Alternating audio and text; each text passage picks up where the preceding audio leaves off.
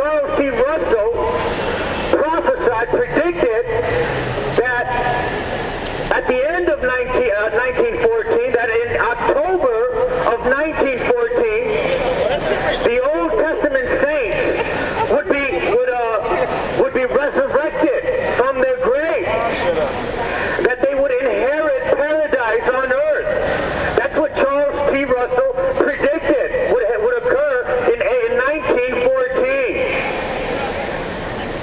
He made this statement in his Studies in the Scripture series, in a publication titled The Day of Vengeance.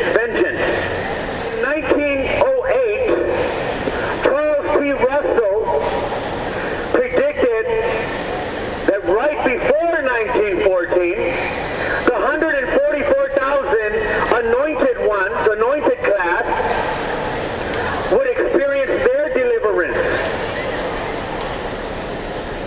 and be glorified and received up to heaven. Charles T. Russell made that prediction in 1908, that right before 1914, the 144,000 would be glorified and received to heaven.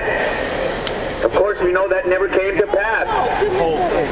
He made this prediction in an updated edition of his publication titled Thy Kingdom Come.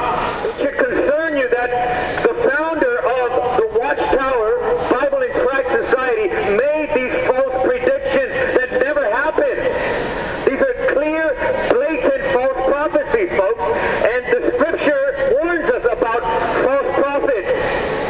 In Deuteronomy chapter 18, but the prophet who presumes to speak a word in my name, which I have not commanded him to speak, or speaks in the name of other gods, that prophet shall die. That is how serious Jehovah took it when there were false prophets. He said, he shall die.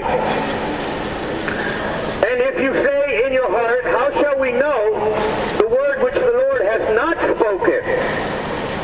The word which Jehovah has not spoken. How shall we know that? It says in verse 22, when a prophet speaks in the name of Jehovah, if the thing does not happen or come to pass, that the thing which the Lord has not spoken, the prophet has spoken presumptuously, you shall not be afraid of him. He's spoken his own word, not the word of Jehovah. That's the case with Charles T. Russell when he made these predictions. He made numerous other predictions. Joseph Franklin Rutherford, the second president of the Watchtower Bible and Tract Society, made some more false predictions. In 1918, Joseph Rutherford pushed the date to 1925. That was a very important date during that time, 1925.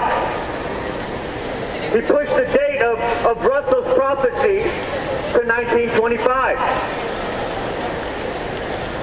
In his book titled Millions Now Living Will Never Die, and you can buy one of those or check it out online or get one online. Millions Now Living Will Never Die. Joseph Rutherford, he wrote, therefore we may confidently expect that 1925 will mark the return of Abraham, Isaac, Jacob, and the faithful prophets of old. When 1925 came and went, Rutherford, the second president of the Watchtower Bible Tract Society, he continued to predict the imminent return of resurrected Old Testament saints. So when 1925 didn't come to pass, he continued to predict, make this prediction, but he just said, oh, it's at hand, it's close. We're getting close to it, he said. Based on this prediction of the imminent return of these saints, Joseph Rutherford, he built a 10-bedroom mansion. Okay? He built a 10-bedroom mansion in San Diego. You can look up the history. He built a 10-bedroom mansion based on that prediction that the Old Testament saints come back to earth. This mansion was built to supposedly house some of the resurrected saints, some of the Old Testament saints that were soon to return to earth. The mansion was named Beth Sarim, which in Hebrew means house of princes. He was trying to dedicate that mansion to these saints for their return, so they could have a place to live, a nice place to live. He had this huge mansion built. Many Jehovah's Witnesses are waking up to these facts, and they are leaving the organization because they are realizing that they have made false predictions. This organization has made many false predictions, folks. And many Jehovah's Witnesses are waking up and realizing it's a false organization. They're leaving. And it would not surprise me if that's the reason why this convention is called Remain Loyal to Jehovah, supposedly. Remain loyal. You know, they want you to remain loyal to the Watchtower Bible and Tract Society, not to the Word of God, but to this organization that has made many false predictions. The main message that I'm here to share with you today is about salvation in Jesus Christ alone, not in an organization. Jesus said, I am the way, I am the truth, I am the life. No one comes to the Father except through me.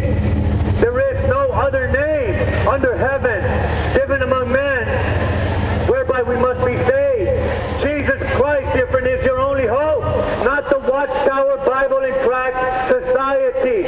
The Bible makes it very clear that it is not by works of righteousness that we have done, He saved us, but by His mercy, according to His mercy, by the washing of regeneration, by the renewing of the Holy Spirit, the mercy of Jehovah. We cannot save ourselves by any works that we do, that we try to perform to earn Jehovah's favor.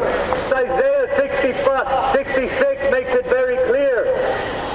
Or 64, I'm sorry. 64 verse 6. It says that all righteous deeds, all of our righteousnesses are as filthy rags before God. If we try to establish our own righteousness by our own works, God sees it as filthy rags because we are trusting in our own goodness, and there is none righteous, the Bible says. No, not even one. The only thing we can do is fall on the mercy of God, provided through His Son Jesus Christ, through His atoning sacrifice on the cross, His shed blood on the cross. That is our only hope, dear friend.